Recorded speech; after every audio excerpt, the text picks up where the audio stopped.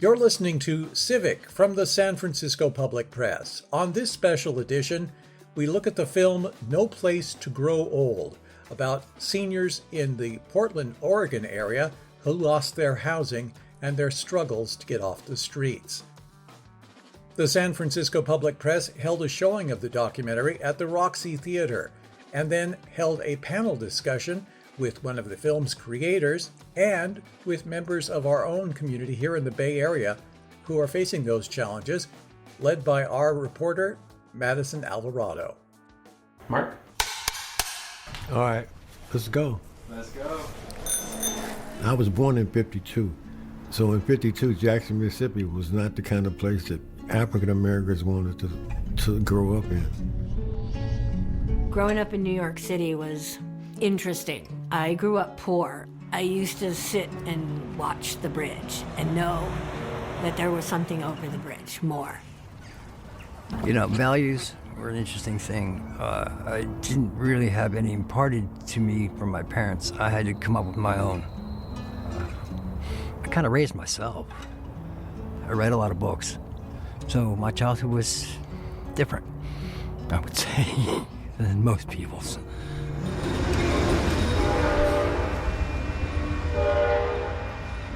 This is a country that should be judged by the conditions of its most vulnerable citizens. If that's how this society is being judged, we are not doing well. The ultimate expression of the housing crisis is the expanding number of older adults who are homeless. The idea that we are allowing people to age into homelessness is deeply distressing. It's gone from cutting back on all these other necessities to perhaps a substandard house to no house. It's overwhelming to try to find housing on your own. A lot of these places going up, they cost too much to even afford to rent.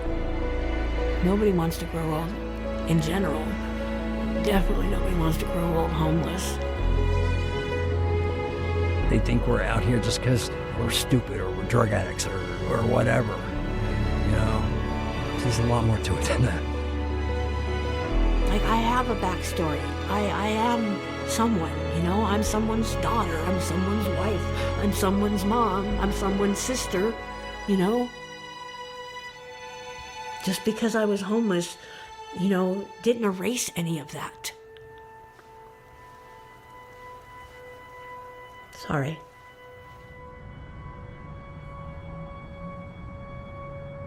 San Francisco Public Press Executive Director Lila LaHood begins the discussion.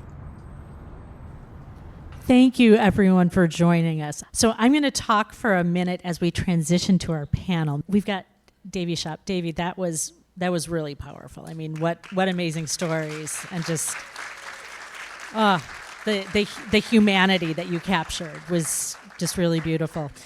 This is such an important topic. What made you decide to make this film? I think at a big level, Michael, who I was working with on this project, we knew we wanted to tell a story around housing that would kind of chip away at empathy fatigue that's built up. And I wasn't aware of the older adult housing crisis years ago when we started working on this project. And when I learned that older adults were the fastest growing population, it was like startling to me. And it felt like this was not a conversation that was being had. And it also just felt like in our culture, seniors are the ones that have the most experience and the wisdom. And as a culture, we already don't do a great job giving a seat at the table for these stories and this wisdom.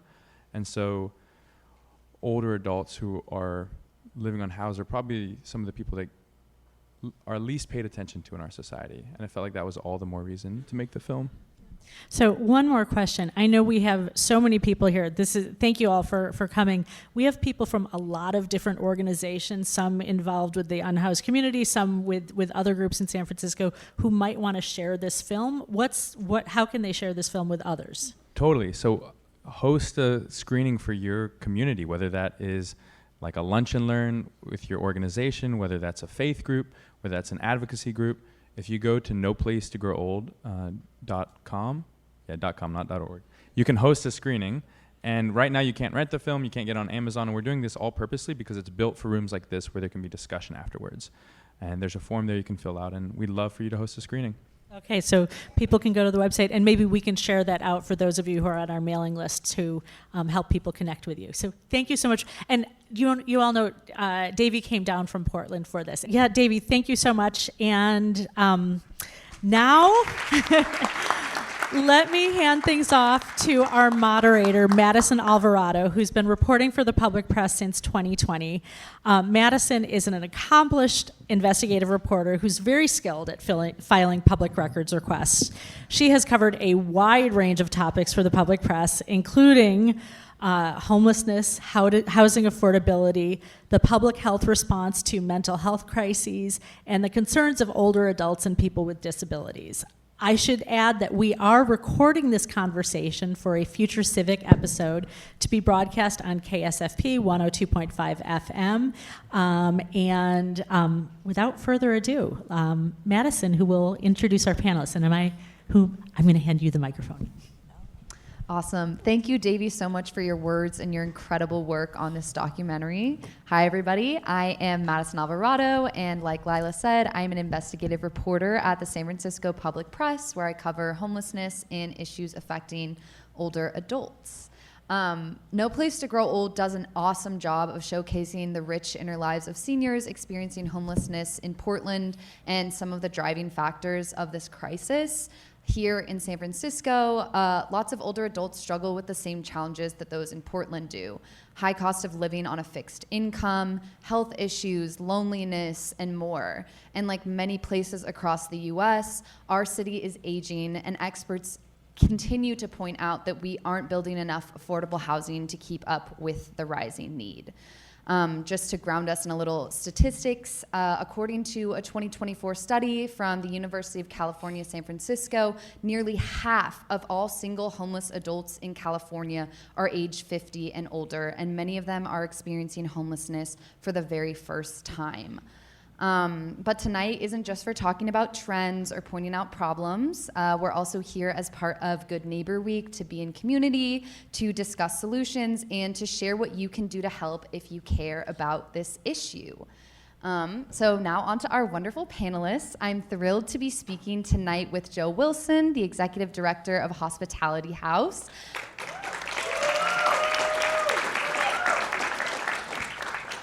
Hospitality House is a community center that serves residents in the Tenderloin, Soma, and Mid-Market neighborhood.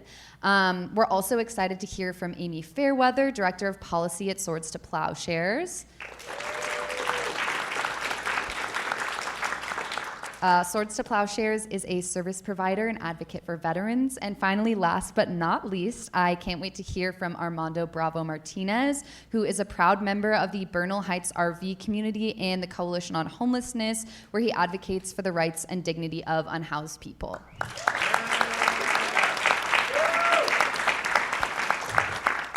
Awesome. So to kick things off, Joe, I wanted to ask you if you could talk about how we got here and why you think we're seeing such a rise in the number of older adults experiencing homelessness locally. Very easy question. How we got here? Well, probably decades and decades of intentionally bad choices. We can point to the deliberate, military buildup in the 80s at the cost of public housing. We can point to previous years to that, deinstitutionalization that had the effect of further burdening, I think, localities in terms of their ability to confront that crisis and then to rebuild community-based mental health and health facilities that are a backbone of any country's health system. I think the transition from manufacturing economy to service economy continues to leave tragedy in its wake. I think the reality of a capitalist system that makes housing a commodity rather than a public good. The fact that we are generally speaking, on our best days, a throwaway society, and it's no surprise that we would throw away our elderly in the process. Ultimately, and I want to really compliment David on this. I think the story of the humanity that is lost when we turn away from each other. Ultimately, the homelessness crisis is as much a comment on us and the things that we pretend to be in this country. And I think there is a great reckoning confronting us now with multiple things can be true at the same time. Homelessness is affecting younger and younger people at an earlier age, and people are staying on the street longer and longer. And that has tragic consequences for us all, not only tomorrow, but today. So if we can at least confront our inability thus far to invest in the importance of community, I think that's a good start. And to resist the trend to continue to invest in this insane and obscene military buildup at the cost of so many other things. I think that is the decision that confronts us now and until we manage to come to grips with the costs, the human costs of capitalism.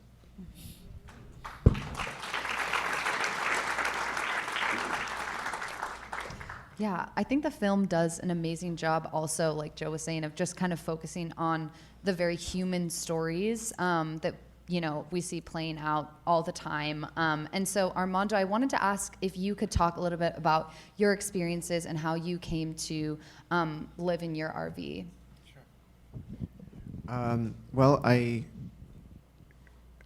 had a little bit of savings, and I knew that I wasn't going to be able to afford the rents anymore. I've been a caregiver for about 15 years, and so I've lived with all my clients. I sort of fell into it. I was just a tenant in Berkeley, and I started being more and more responsible for my landlady's needs, and we got along great. She was from New York. Her name was Heidi. And when she passed away, her daughter got me another job at a much more posh neighborhood in Piedmont. And so that was, I knew that something hit me that I was going to have to prepare for this part of my life again. I've been homeless before. I was homeless in San Francisco from 2002 to 2005. No, more like 2007. And I didn't want to repeat that. So I bought an RV with my savings. And I was not expecting the animosity, the hatred that's out there for us in general. But if you're in an RV, it's sort of even more pronounced because you're sort of taking up space, public space, and in front of someone's house or in front of someone's building, a business, and it creates a lot of conflict. So it's been a difficult journey, but a very I've learned a lot about human nature. And can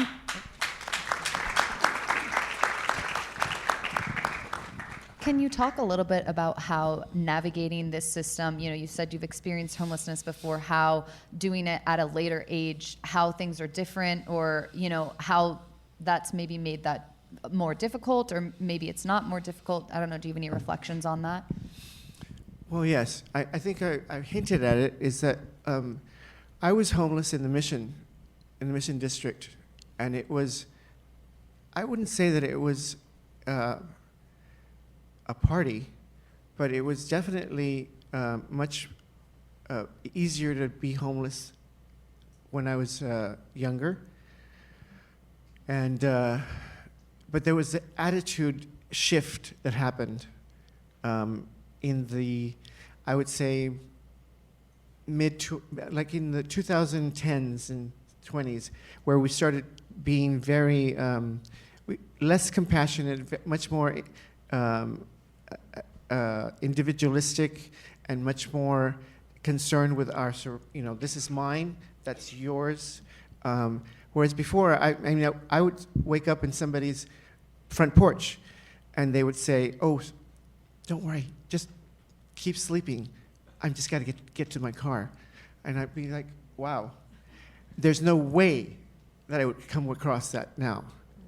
Right now, this one gentleman pulled a knife on me and said, "You got to go because you're in my $1 million neighborhood." And I looked at him and I said, "Really? Your $1 million neighborhood? You live in a box, you know? It's not a. It's only a $1 million neighborhood because we've made it a $1 million neighborhood, and so we've made that a $1 million neighborhood. Why can't we make it, something else, something much more palatable, something much more amiable, something much more loving, dare I say?" Yeah, thank you for sharing that.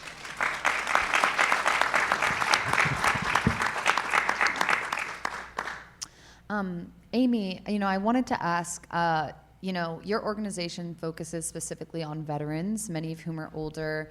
In your opinion, how well do you think San Francisco's homeless response system is set up to address the unique needs of groups like veterans or like older adults?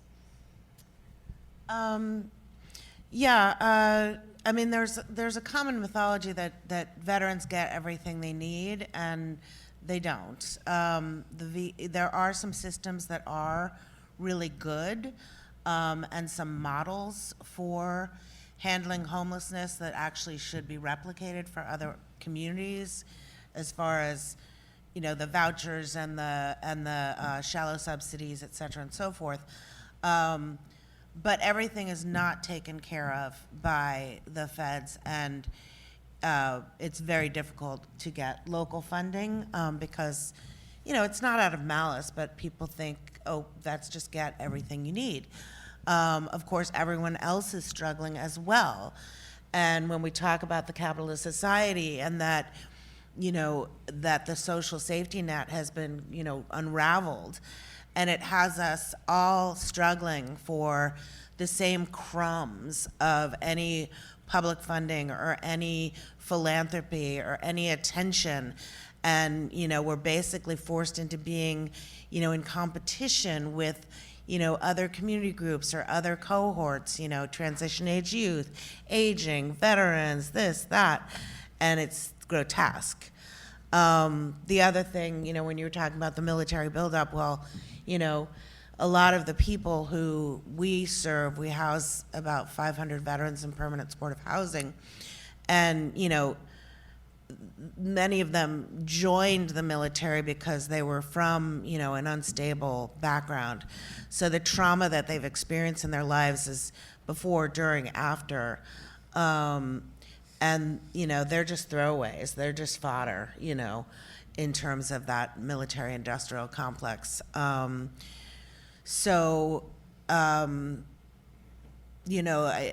It's not nearly enough.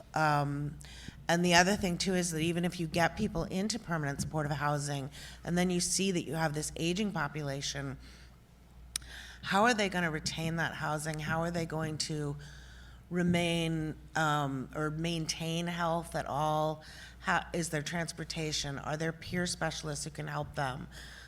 We run a pilot program that's just one-time funding doing this, but it's so needed for all aging who, finally, once they do get permanent supportive housing, that they have those supports and preventing isolation, creating community, and making sure that maybe their first and last home is dignified and that they can truly be at home.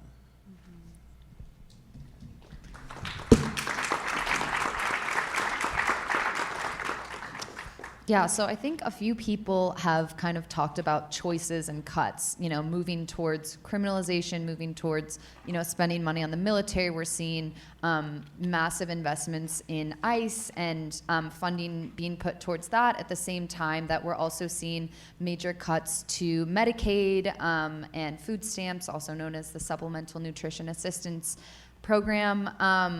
Lots of folks are worried about the future of Social Security and housing programs like Section 8. I was wondering if any of you have thoughts about how these kind of slashing and these cuts to our social safety net could affect this issue moving forward.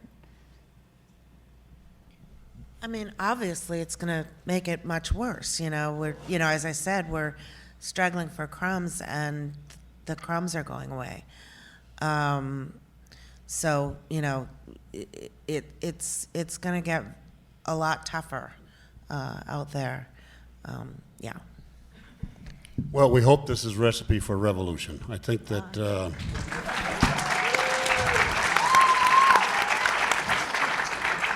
ultimately the course that we've chosen cannot continue without consequences. And thus far, it's been the poor, the elderly, people of color who have, women who are marginalized in this society and continue to pay the cost for not only bad decisions, but stupid we tend to do with alarming rapidity. So I think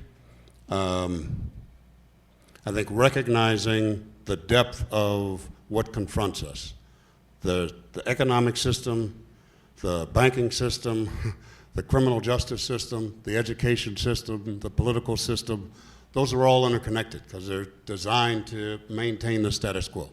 I think that ultimately this exercise in storytelling is a great place to start. It reconnects us with our own humanity, that thread that unites us rather than divides us. I think that ultimately,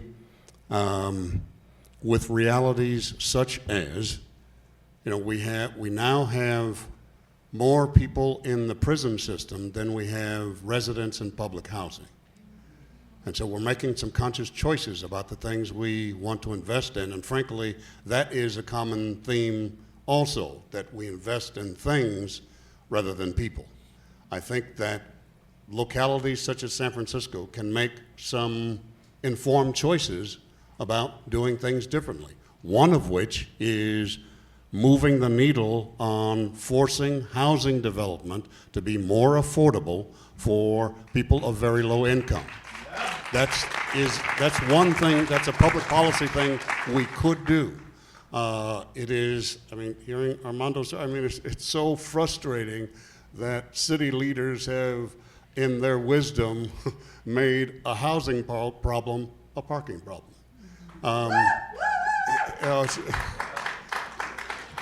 Anyway, I do think that, as an example, so Hospitality House runs one of the city's oldest emergency shelters. It's also one of the smallest, but it's one of the oldest emergency shelters in San Francisco. Directly across the street from us is a relatively new housing development, market rate housing, where the people in the shelter cannot afford the rent in the place that's directly across the street from the shelter. Those are decisions we make all the time. Those are choices we make all the time. We don't have to do that all the time. So at least one thing to do is to push the policy needle that we are doubling what is called the inclusionary housing ordinance from 12.5%, 13% to 25%. So 1 in 4, we could do that. We could do that. We could also say that I think in terms of making some common sense relationships between the importance of our workforce development system and our housing subsidy system to prioritize new job hires in creative industries, to invest in the arts and music and culture in our own city and county of San Francisco, to have living communities for our elderly that allow them not only to survive but to thrive, to say thank you for all that you have done and meant to this society. We can do that in San Francisco as a starting point and where we can establish ourselves as a leader rather than a follower.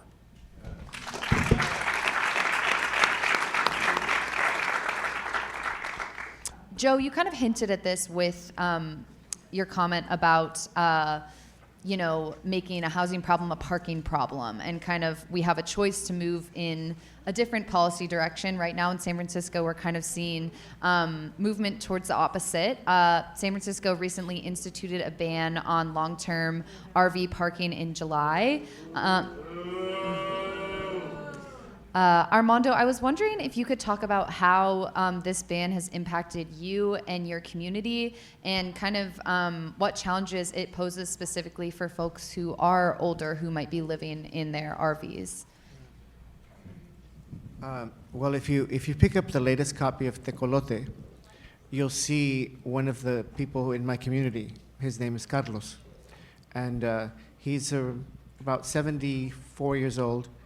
And he just had to bury his mother, who was living with cancer. And he lives in our RV community. And he's been struggling to get housing. But I think he's got such will to keep going. But there's people who don't, It's not been easy with this change in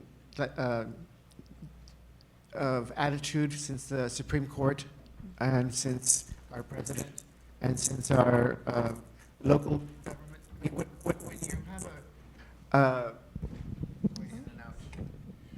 When you have the people at the top calling you blight and trash and whatnot, it filters down, and it gives people at the middle and the lower parts of society, not to make it so stratified, but it gives them permission to sort of kick each other. It's like, who's going to kick the bucket or the cat when you get home, right? And so there's got to be a radical shift in our thinking, in our way that we relate to each other, in the way that we establish community. That has to stop going in that direction that our current administration is taking us. It's very scary where that is taking us. And that frightens me. And I see that the politics in this city have become much more leading us into that direction. I see mostly here, it's mostly about money. If you have a lot of money, you want more. If you have a lot of money, you want to enjoy your money, and you don't want to see people in RVs parked outside your house or your apartment or your condo. So you find ways to make that not. But there are still, even if you're trying to be, let's say, quote unquote, I don't want to say the word mean, but basically, in my view, we're trying to make people disappear. We're not really trying to help them. We're trying to make them go away. And San Jose has built 2 RV parking sites. We closed one down, and we had plans to build another one, and we didn't. And they spent a quarter of what we spent on our parking site. And so you have to, when Mr. Wilson talks about choices, those are the choices that we have to look at. And I think that the answers maybe don't come from public policy and don't come from government and come from much more places of unexpected places like your film, from the arts, from music, from places that unite us. There's nothing that unites us more than with arts, music, books. I mean, books, if you saw in the film, each of those people cared about books. if you come to my RV, you'll see I care about books.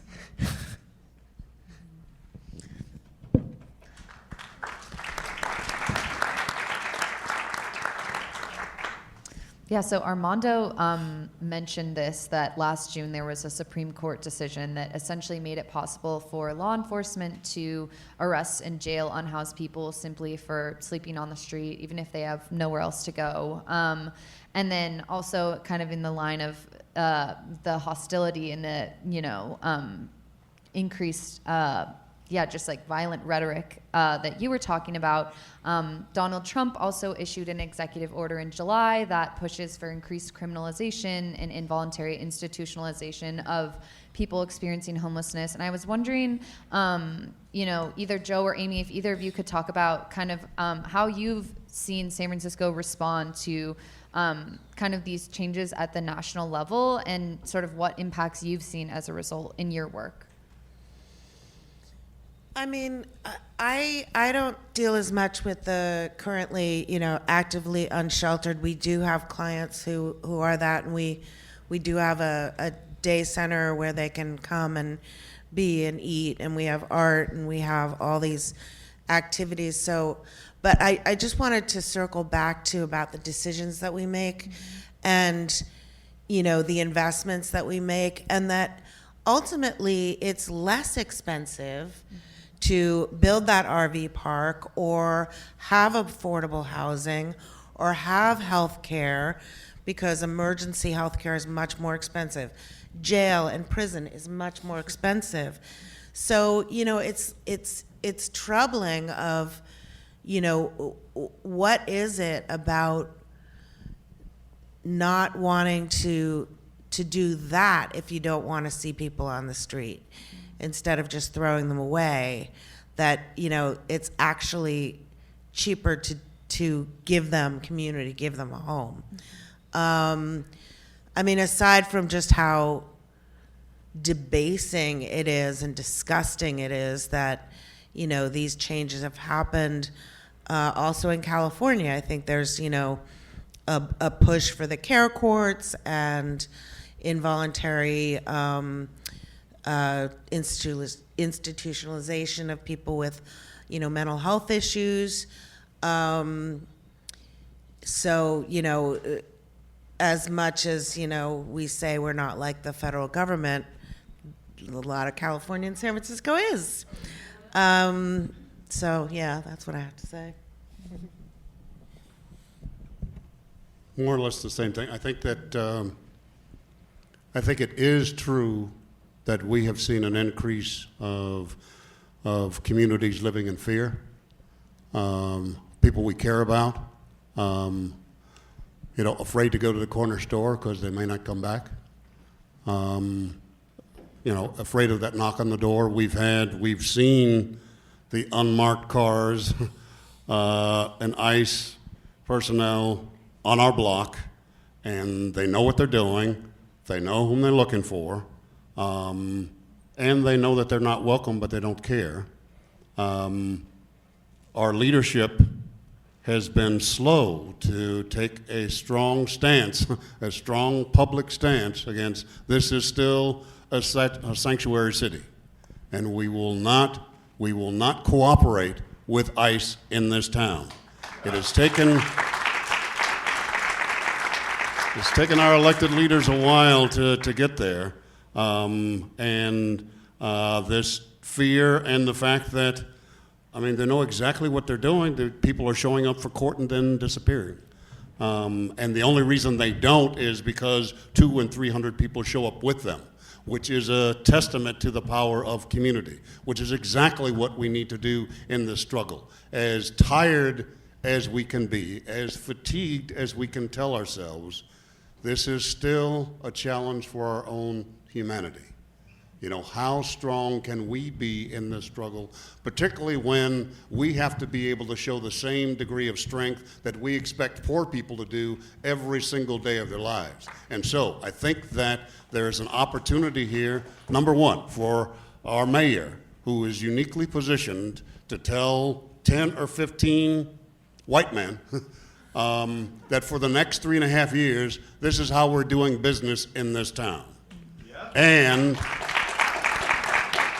he can also say, me and my family are going to be bleeding right along with you because we're holding the same paper that you are, and we are saying now to you directly, this is how we're going to do business in this town. You're going to have to give up a little bit more money, and you're going to have to wait a little bit longer before you realize the profits of the stuff that you've invested in, because you cannot realize those investments on the back of a population that is underwater. And the more people are thriving in the city and county of San Francisco, the wealthier you're going to become over time. So I'm asking you, now I'm actually telling you, that that's how we're going to be doing business in this town. So I think that absent that kind of leadership, it is left to people like us to stand up, to speak out, to say that enough is enough, and extending a hand rather than a fist is a sign of our own humanity. When I go back a ways with this relationship with Hospitality House.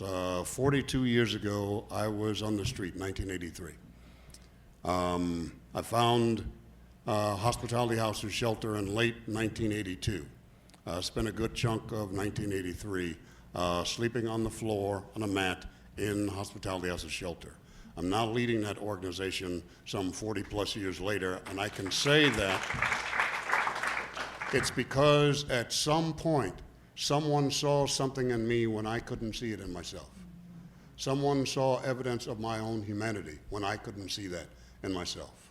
The late Leroy Looper, he and his wife Kathy, who owned the Cadillac, they put me up in their house, Chateau Agape, for 2.5 weeks, rent-free when I needed a place to stay. Other people have reached out to me over time, making it clear to me that even though I'd lost just about everything, I still had my name, I still had my own humanity, and they saw that in me. That helped me see it in myself when I needed to, and it helped me see it in other people. That is the recipe for success in any society, where it is the power of our own soulfulness, it is the power of our own humanity, it is the essence of community that binds us in this struggle, that points a way forward, and helps us recognize that no matter what we are told we are, we don't have to believe it.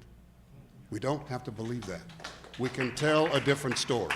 And that's what I think this film is about, and I think that's what this collective effort can be about, is telling a better story for ourselves.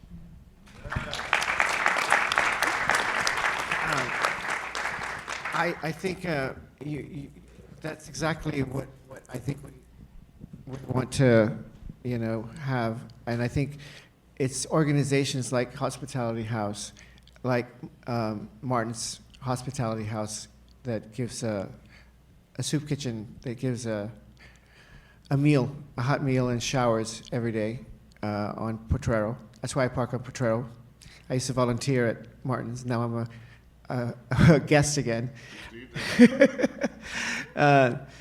And so I also come from a background of philanthropy, and I think philanthropy is one of the ways that we show our humanity in this country.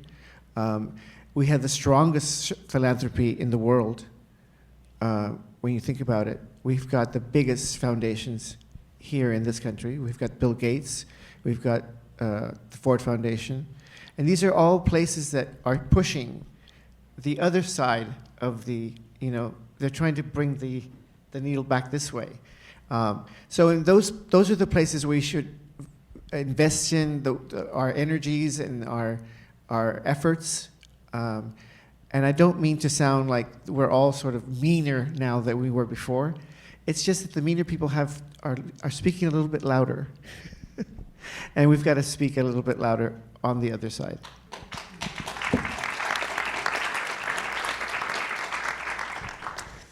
We've kind of been getting at this a bit already, but I guess I wanted to give you all a chance before we get to audience questions to talk about what solutions you want to see to address this issue. I mean, we've kind of already been on that theme, and also just we're here as part of Good Neighbor Week, and so I was wondering if you could talk about how you want to see us all be, like what we can do to be better neighbors to each other, and what folks who want to be part of the solution can do to get involved.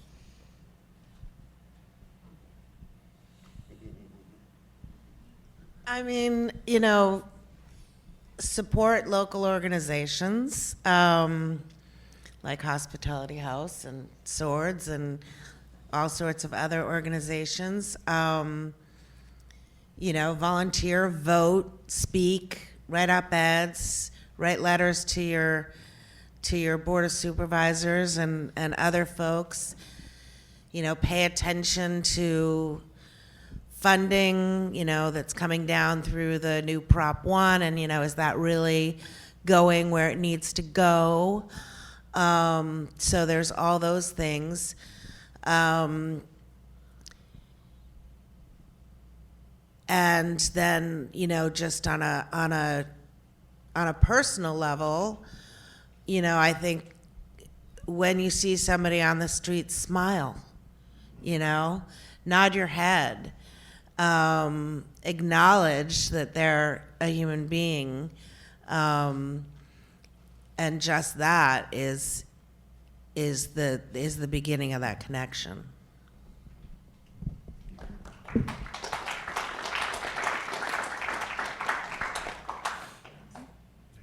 Well, we can a number of things. I think making sure that the wealthy are paying their fair share in the city of San Francisco. So putting an affordable housing bond on the ballot again, and we keep doing it until it passes. There's a national organization called Run for Something. Run for Something. I think the notion of holding on to our humanity, I think it's never more critical in a time like this when we are bombarded with reasons to hate each other. And recognizing and promising yourself that no one has that power over you. No one can force me to hate somebody else. That's a choice I make, and I don't have to make that choice, so I choose not to. We can do the same. I think just, remembering life on the street, it's cold, it's lonely, it's isolating.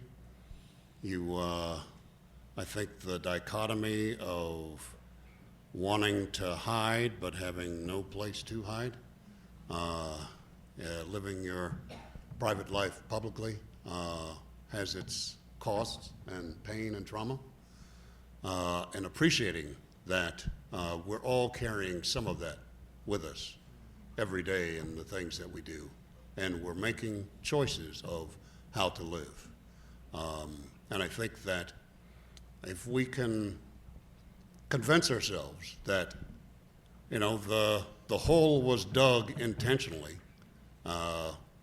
we can stop digging, right? And we can build something. Those are choices that we can also make. So we need a progressive tax system. At a minimum, a billionaire's tax in San Francisco. We need to say that when we're building our way out of this crisis, we are prioritizing those who can least afford this ever-escalating rental costs and housing. That is, all it's done is put money in the hands of developers who don't need it. When we transitioned from individual affordability to area median income, that favored housing developers because then they could cheat legally. And so we can do some things here locally with a better planning commission. Land use is where it's at in terms of how power is exercised and how the system of inequity is perpetuated. And so we have to get involved in our own government. We have to feel that City Hall belongs to us. We have to feel that City Hall is our house. We have to feel that the legislative branch of government is the people's branch of government. We have to be able to tell each other that this only works if we are willing to put in the effort to make it work. And so starting with taxing the rich, the wealthy who can afford to pay more, and you can have a sunset provision, all right? It's not in perpetuity for the next 10 years, the next 2.5 mayoral administrations. How's that? We can negotiate on that. We can make sure that the housing that we're building is affordable for the people who need it most, not the people who need it least. We can make sure that we're investing in our own workforce development system so that we are promoting all kinds of job opportunities for people who need them. And we're making that connection between being able to get in housing and to stay in housing. And the last thing is to repeat what everyone has said, the power of community. We need each other. We depend on each other. A housing community is exactly that, a community where people appreciate each other, recognize each other, support each other, right? Allow each other to make mistakes, provide opportunities for games and laughter and poetry and art and music, all of those things that mean the difference between mere survival and living. And I think the last thing that I would offer is to celebrate our nonprofit workers in this city. There are plenty of organizations where nonprofit workers came to work in the depth of the COVID crisis because they cared about each other and they cared about their community. They carried this city through the COVID crisis. We need to invest in the people that carried the city through the COVID crisis and say thank you and carry them for a while.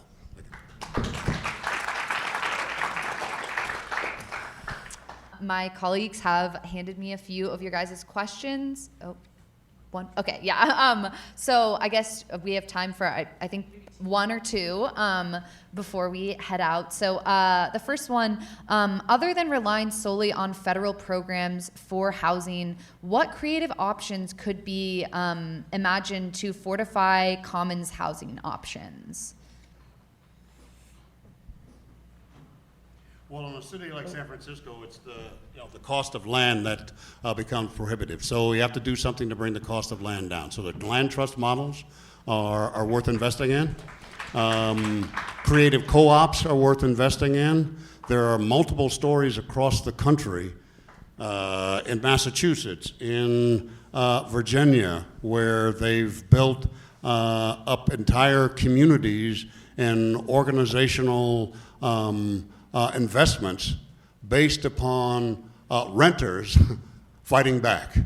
I think that there are opportunities for us to invest in more strategically in land trust. We have an apartment building directly across the street from Hospitality House. Over the course of multiple years, that apartment complex was put on the market because the seller wanted to force the tenants out, who were largely Filipino families. The land trust eventually bought that building, preserved housing for 45 families, and I think that kind of investment can be replicated in lots of places. The co-op sweat equity model can be replicated in lots of places. It requires inspired leadership. It requires the people rising up and saying that we are no longer accepting the housing commodity, the profit-driven motive for housing investments in our own city, and to push until that becomes legislation that can be held up in court. Hear, hear. Just going back to the nonprofits for a moment. Nonprofits in San Francisco are kind of under attack. There's this whole report that came out from the SF Standard, where, saying, there's, essentially like there's too many nonprofits and they're not efficient and all this. And, instead of this like attacking, like actually helping nonprofits, and when the city government does contract out to community organizations for services, they offer lower salaries than they themselves pay if you work for the city government. So like, what is that all about? The people who work at Swords are worthless, it's absurd, and it's so difficult to hang on to people who are doing this, these angels who are working for nonprofit salaries, and they themselves are trying to live in San Francisco or the Bay Area. We have many people who work at Swords who have these ridiculous commutes, or they themselves are, have some sort of subsidies, and they're struggling. So, it's not only individuals supporting the nonprofits, but this, this sort of, again, kind of meanness of looking at these community organizations with scrutiny and distrust, which is just so unhealthy. Mm-hmm. Our last question was for Armando, and we only have 1 or 2 minutes left, but the question writer asked, what keeps you going? Well, this is basically what I was going to talk about. Things like, basically what keeps me going is helping others. That's basically it. Somehow I learned that there's always somebody who needs your help. Sorry.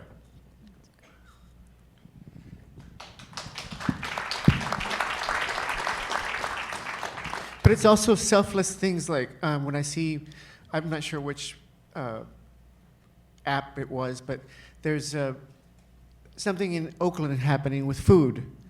People don't have enough food to eat, and so someone puts food in the refrigerator in some location and lets people just go and take it for free. Things like that keep me going. Places like Hospitality House, the Homeless Coalition, even I would say people, just everyday people, when they will acknowledge you and notice you on the street, that keeps me going.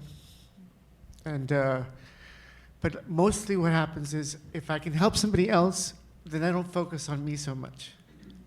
That's what that gives me.